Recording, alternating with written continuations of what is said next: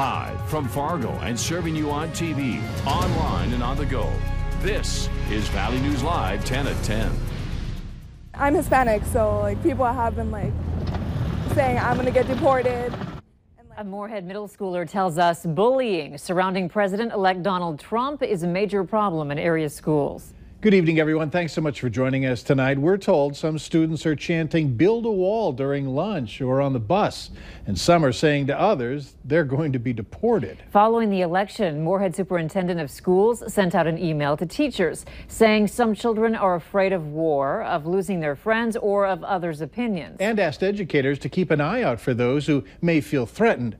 Valley News Team's crime and safety reporter Nicole Johnson has more. Most people doing this. Oh, what's that?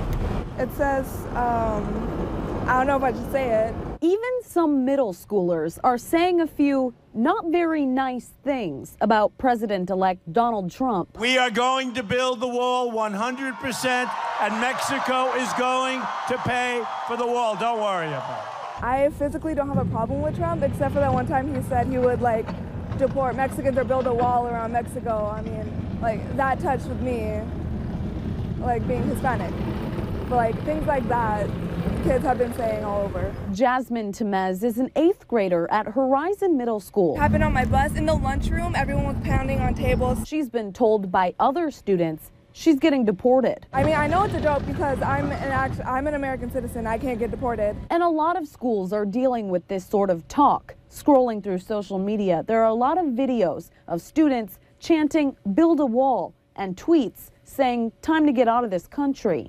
I don't understand any of it because, obviously he won by a very large margin, and so therefore the Americans decided who was president, There shouldn't be any reason for anybody to be racist or any other thing because of it. It's just sad to see that bullying is happening.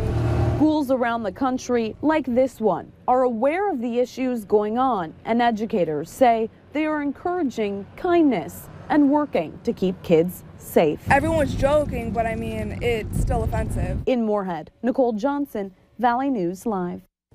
West Fargo Public Schools tell us that they have also talked to their staff about how to respond if a bullying or name-calling issue comes up. Meanwhile, Fargo Public Schools tells us that they have not had any reported issues following the election.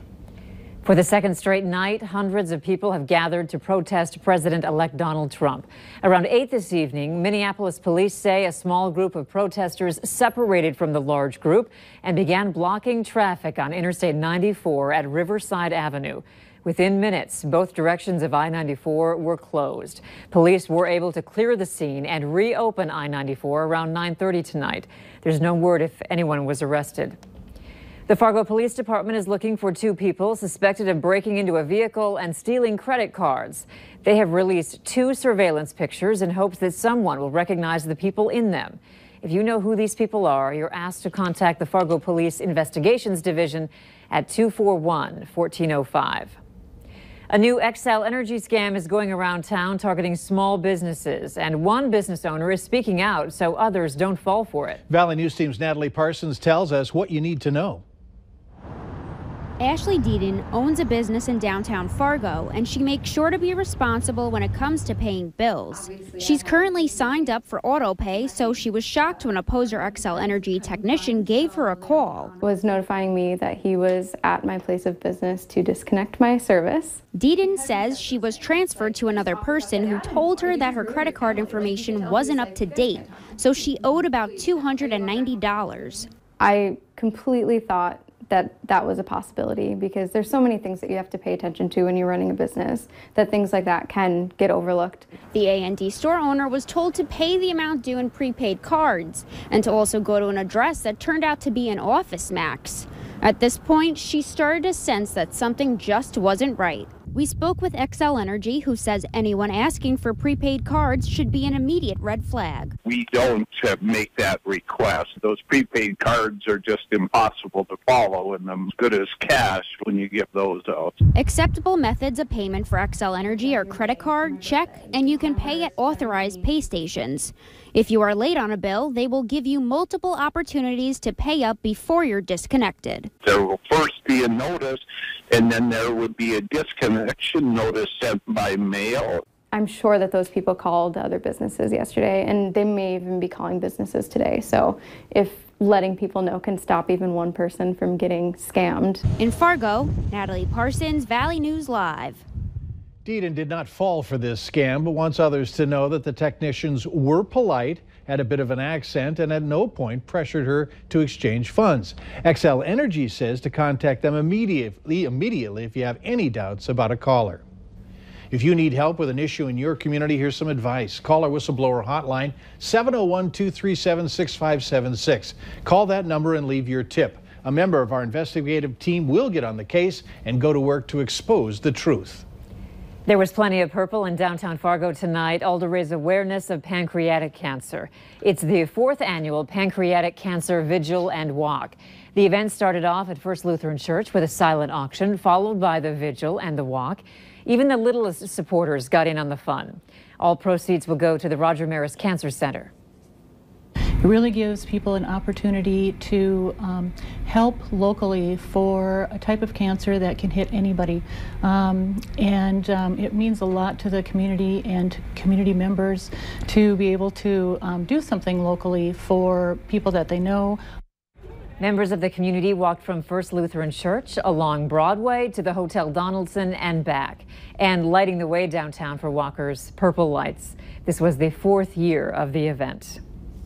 Straight hair is a popular trend, but it takes time and the tools to do it. They range from $20 to $400. There's an As Seen on TV product that claims it can make it easier and quicker. Valley News Team's Ashley Bishop finds out if the $40 Simply Straight really works and if it would be a better alternative. You could simply brush your curly hair straight instantly. It's a 2-in-1, a hairbrush and a straightener. No hassle. And because you straighten and style in one pass, you're done in half the time. So the concept sounds great. Shayla has been a hairstylist for about 5 years. She says she has seen these hairbrush straighteners before, but has not had much luck with them. I didn't get that initial wow factor. We opened the product and followed the instructions. It says getting started, brush before use, comb hair with your normal brush so it's smooth and free of tangles. Hold the hair firmly and brush down from root to tip.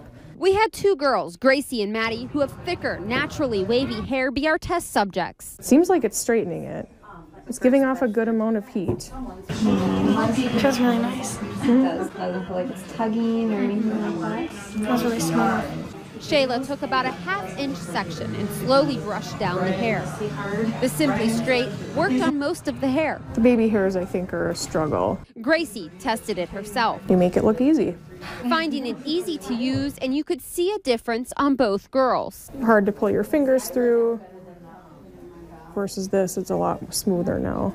Shayla admits she was apprehensive, but surprised how the product worked. I would probably recommend it to clients, actually. Our test subjects were a little bit more critical. It took less time than like using an actual straightener, but it didn't necessarily get like the baby bangs really easily.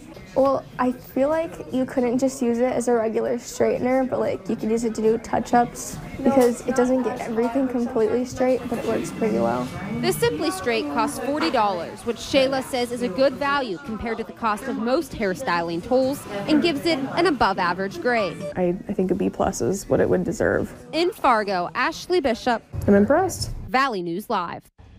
Xcel recommends people use a heat protectant on their hair when they're using styling tools. That helps keep the hair from frying. Another fun fact, a 2013 study found that most women will spend about $15,000 on beauty products in their lifetime.